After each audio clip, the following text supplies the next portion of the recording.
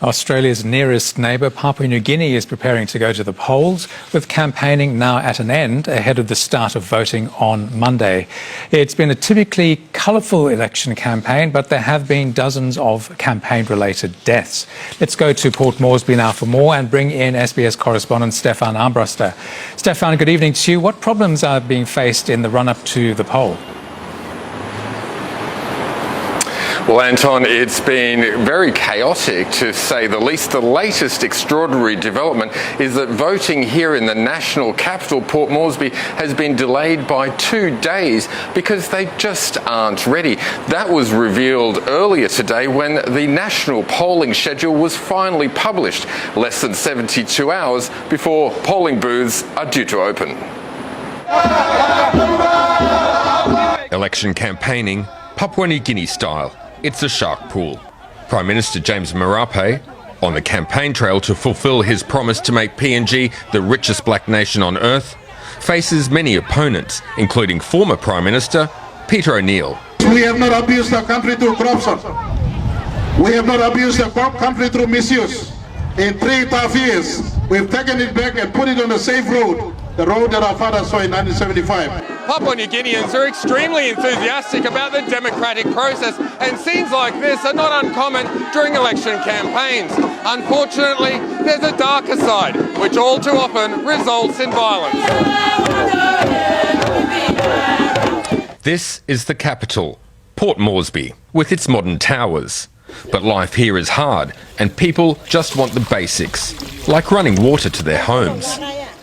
I'm cranky at the government because I don't want the small children to carry water. A daily routine for many locals in the Urban Development Minister's electorate. I'm one of the mothers, a grandmother. We want the services, like we voted for you. On the streets, artists sell their paintings, recording daily life. They are the political cartoonists of PNG. Renowned Upper Hugo paints a plane full of politicians campaigning. Some candidates come and bribe us money to get their votes and all this.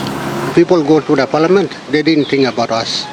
They're thinking about themselves. People want healthcare, education and jobs, but the economy isn't looking great.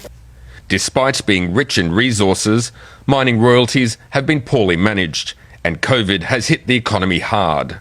The 2017 election sign on the underfunded Electoral Commission's building reflects the general level of organisation. We are a developing country. Don't worry about it. We are doing as much as we can. We are delivering the elections, regardless of whatever circumstances. The Electoral Commission hasn't properly updated the electoral roll or made reforms recommended by international observers, and now has delayed voting in the capital by 2 days. A touchy subject when questioned by SBS. Australians come, if they want to see the competency, come and help me. Stop criticizing me. Help me to prepare the election. Violence in the highlands has already begun, with dozens of election-related deaths recorded. In 2017, more than 200 people died. People here don't vote along ideological lines, but on hyper-local issues. There are so many things to do in the community, but why the government is not looking at us? The election outcome, hard to predict. There are no opinion polls, but people want change.